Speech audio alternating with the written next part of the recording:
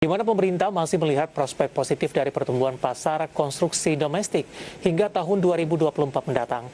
Lantas, apa rekomendasi analis untuk saham BUMN sektor konstruksi di tahun ini? Mari kita simak informasi selengkapnya dalam tayangan berikut ini. Kementerian Badan Usaha Milik Negara masih melihat prospek positif dari pertumbuhan pasar konstruksi domestik hingga tahun 2024 mendatang. Hal itu ditunjukkan oleh riset yang dipublikasikan oleh Mirai Aset Sekuritas pada 4 Januari 2022.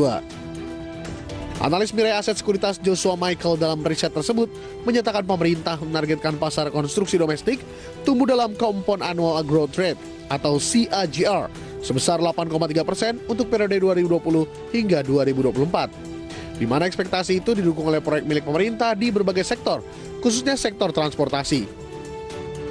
Adapun kebutuhan pendanaan untuk sektor transportasi ditaksir mencapai 3.574 triliun rupiah pada periode yang sama, dan nilai itu lebih tinggi 53,5% dibanding dari periode 2015 hingga 2019 yang sebesar 2.328 triliun rupiah.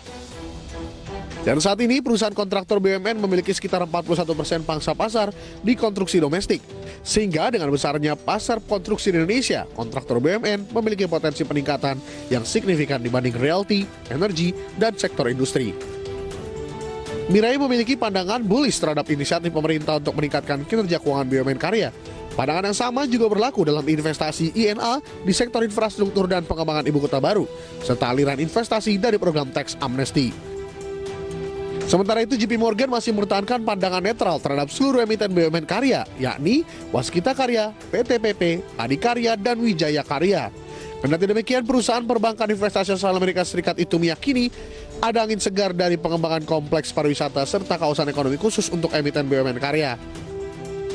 Penyelesaian sirkuit Mandalika dan Pullman Hotel Mandalika Bintang 5 Karya Wijaya Karya dan PT PP dinilai sebagai bukti kontraktor BUMN dalam negeri memiliki kemampuan untuk memenuhi standar kelas dunia. Kalangan analis pun menempatkan saham BUMN konstruksi sebagai daftar saham yang layak dibeli tahun ini, sejalan dengan masih berlanjutnya pembangunan proyek oleh BUMN konstruksi yang sempat terhenti akibat pandemi. Redaktor Indo Sekuritas Indonesia menilai pada tahun ini perusahaan konstruksi juga akan mengeksekusi sejumlah aksi korporasi seperti restrukturisasi dan recycle aset untuk pengembalian ke arus kas. Berbagai sumber IDX Channel.